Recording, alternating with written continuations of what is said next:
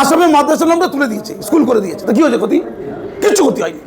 মাদ্রাসা board দরকার নেই, মাদ্রাসা board তুলে দেওয়া হোক, মাদ্রাসা সার্ভিস কমিশন তুলে দেওয়া হোক, যোগ্য শিক্ষকরা। আর যে মাদ্রাসা তুলে তো এইভাবে দেওয়া যায় না, সংবিধানে 30 ধারা আছে।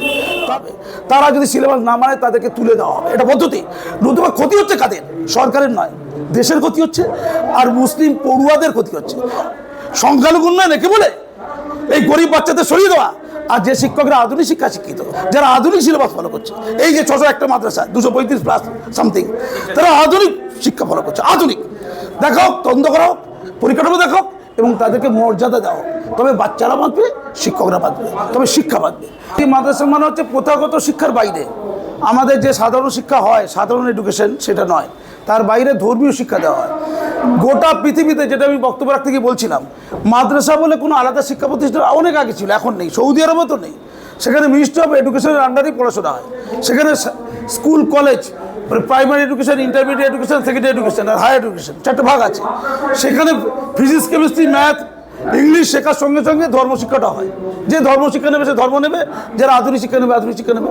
ফলে আলাদা করে মাদ্রাসা শব্দটা নেই। মাদ্রাসা মানে বিদ্যালয়, কিন্তু মাদ্রাসাটা ভুলভাবে চালিত। পশ্চিমবঙ্গে 7000-এর মতো খারিজি মাদ্রাসা আছে এবং 614টা সরকারি অনুমোদিত মাদ্রাসা, যারা এডেড মাদ্রাসা, যেগুলো পশ্চিমবঙ্গের বাম আমলে তৈরি হয়েছিল। একটাও এডেড মাদ্রাসা, সরকারি মাদ্রাসায় এই তৃণমূল আমলে তৈরি হয়নি। অথচ বলছে 5,500 নাকি কোটি টাকা নাকি বাজেট, 1 টাকা খরচা হলো বাজেট নাকি মোল্লাতে হয়ে গেল এবং মোল্লাতে থেকে গেল, কাজে কাজ কিছু হয়নি। এই 7000 মাদ্রাসাতে কি হয়? খারিজি মাদ্রাসাতে কোরআন, হাদিস, ফিকহ এগুলো শিখে তারা না জানে আরবি ভাষা। আরবি ভাষা শিখতে লোককে রামকৃষ্ণ মিশনে যেতে, গোল পার্কে, এমনি মুখস্থ করা কোরআন মানে বোঝে না। এই শিখে তারা কি হবে? ইমাম হবে, মৌলানা হবে। তো ইমাম মৌলানা হয়ে একটা জাতি বাঁচবে? লক্ষ লক্ষ ছাত্র ইমাম মৌলানা হবে? তারা ডাক্তার, ইঞ্জিনিয়ার, পাইলট হবে না? গোটা বিশ্বে কোথাও নেই। গোটা ইউরোপে যতগুলো জায়গা আছে, তুরস্ক থেকে শুরু করে কোথাও নেই, আরব দেশেও নেই। তাহলে আমাদের একটা কুসংস্কার। আলিয়া বিশ্ববিদ্যালয়ের মধ্যিখানে মাদ্রাসার শব্দটা যুক্ত করার জন্য মুসলমানরা তুমুল আন্দোলন করেছিল। আচ্ছা, মাদ্রাসা শব্দ থাকলে কী লাভ? আসামে মাদ্রাসার নামটা তুলে দিয়েছে, স্কুল করে দিয়েছে। তো কী হয়েছে ক্ষতি? কিচ্ছু ক্ষতি হয়নি। এগুলোকে আধুনিক করতে হবে। গ্রাম অঞ্চলে খারিজি মাদ্রাসাতে নজরদারি করা দরকার। কী শেখানো হয়? অনেক সময় মিথ্যে অভিযোগ আছে, অনেক অভিযোগের সত্যতাও আছে। আরে সরলমতি ছাত্র, তারা লেখাপড়া জানে না, তারা বিশ্ব দেখেনি, তাদেরকে ভুল পথে চালিত করলে ভুল পথে যাবে তো? যাবে না। তাদের দিকে নজরদারি করা দরকার। বাম আমলে নজরদারি তেমন হয়নি, আর তৃণমূল আমলে একদমই হয়নি। তোরা ধর্মে বুধ হয়ে থাক, খালি ভোটটা দিয়ে দিই, তোরা দুধের গায়ে খালি ভোটটা দিয়ে দিই। আজকে আমি মাননীয় মাদ্রাসা শিক্ষামন্ত্রীকে অনুরোধ করলাম মঞ্চ থেকে যে স্যার, আমি আপনার পাশে আছি। আমার 20 বছরের অভিজ্ঞতা রয়েছে।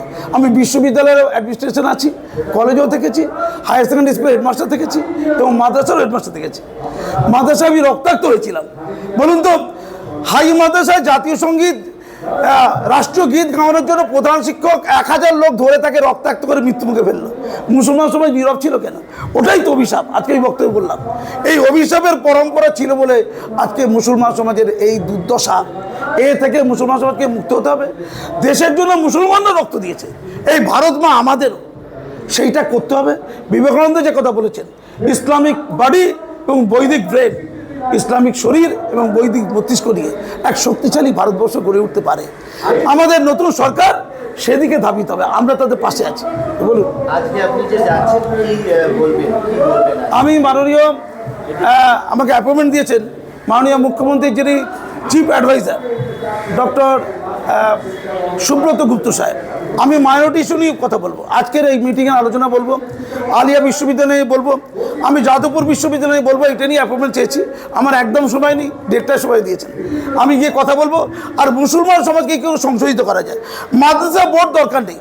আগে স্কুল এডুকেশনের আগে মাদ্রাসাটা ছিল, স্কুল এডুকেশন আন্ডারে মাদ্রাসা বোর্ড করে শুধু দুর্নীতি হয়েছে, আর কিচ্ছু হয়নি। মাদ্রাসা বোর্ড তুলে দেওয়া হোক, মাদ্রাসা সার্ভিস কমিশন তুলে দেওয়া হোক, যোগ্য শিক্ষকরা আসুন।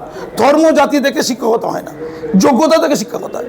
যদি অযোগ্য মুসলমানরা মাদ্রাসা শিক্ষক হয়, তাহলে ছাত্ররা কি উপকৃত হবে? উত্তর দিন আমাকে। যোগ্যতা চাই, মানদণ্ড যে যোগ্যতা, একটাই পছন্দ, সে শিক্ষক হবার যোগ্য কিনা। তাই এগুলো তুলে দাও, এটা আমার বক্তব্য। বলুন, তাহলে আপনি কি চাইছেন? মানে খারিজি মাদ্রাসা তুলে তো এইভাবে দেওয়া যায় না, সংবিধানে 30 ধারা আছে। তাদেরকে আধুনিকতার মধ্যে আনতে হবে, তাদেরকে একটা সিলেবাস দেওয়া হবে। তারা যদি সিলেবাস না মানে তাদেরকে তুলে দেওয়া হবে, এটা পদ্ধতি। নতুবা ক্ষতি হচ্ছে কাদের? সরকারের নয়, দেশের ক্ষতি হচ্ছে আর মুসলিম পড়ুয়াদের ক্ষতি হচ্ছে। লক্ষ লক্ষ পড়ুয়া মূল স্রোত থেকে চলে যাচ্ছে, পিছিয়ে যাচ্ছে, তলিয়ে যাচ্ছে। জাতিকে বাঁচাতে গেলে ওই আগামী প্রজন্মকে বাঁচাতে হবে। তাদেরকে খারিজি মাদ্রাসায় রাখা যাবে না। তারা গরিব, সরকার তাদের দিকে নজর দিক। তাদের খাবার পয়সা নেই। অনেক খারিজি মাদ্রাসায় চলে, পেটের টানে যায় বাচ্চারা, ওখানে পড়াশোনা হয়, ওখানে খাবারও পায়। আমরা তো এইটা করতে পারি না। না, সরকার দায়িত্ব নিক এই অসহায়দেরকে। এদের মিড ডে মিল দেন। এই যে আনএডেড মাদ্রাসা, এরা তো আধুনিক সিলেবাস ফলো করে, এরা আধুনিক সিলেবাস ফলো করছে। এদেরকে বেতন দেওয়া হচ্ছে না, দেবো বলেও দেয়নি। এদের মিড ডে মিল দিচ্ছে না বাচ্চাদের, এদের পোশাক দিচ্ছে না, এদের বই দিচ্ছে না, এদের জুতো দিচ্ছে না, এদের সাইকেল দিচ্ছে না। কারণ সংখ্যালঘু উন্নয়ন একে বলে এই গরিব বাচ্চাদের সরিয়ে দেওয়া। আর যে শিক্ষকরা আধুনিক শিক্ষা শিক্ষিত, যারা আধুনিক সিলেবাস ফলো করছে, এই যে 601টা মাদ্রাসা, 235 প্লাস সামথিং, তারা আধুনিক শিক্ষা ফলো করছে। আধুনিক দেখাও, তদন্ত করো, পরিকাঠামো দেখো এবং তাদেরকে মর্যাদা দাও। তবে বাচ্চারা বাঁচবে, শিক্ষকরা বাঁচবে, তবে শিক্ষা বাঁচবে। মাদ্রাসা বলতে হ্যাঁ সর্বত্র নজরদারি রাখবে। মাদ্রাসা সম্পর্কে ভুল ধারণা ভাঙতে হবে সব জায়গায়। সাধারণ স্কুলগুলো তো সব সর্বনাশ হয়ে গেছে, কাঠবাড়ি শিক্ষক ভর্তি। নজরদারি সর্বত্র থাকবে, আবার গলায় রক্ত ঝুলিয়ে চামচা বলবে সর্বত্র। সাধারণ শিক্ষা প্রতিষ্ঠান থাকবে আর মাদ্রাসা শিক্ষা প্রতিষ্ঠানটা আধুনিক হবে। আধুনিকতা নিয়ে তো কারো বিরোধ থাকার কথা নয়, সেইটা করবো আমরা। সেটা হচ্ছে আমাদের পাখির। ধন্যবাদ।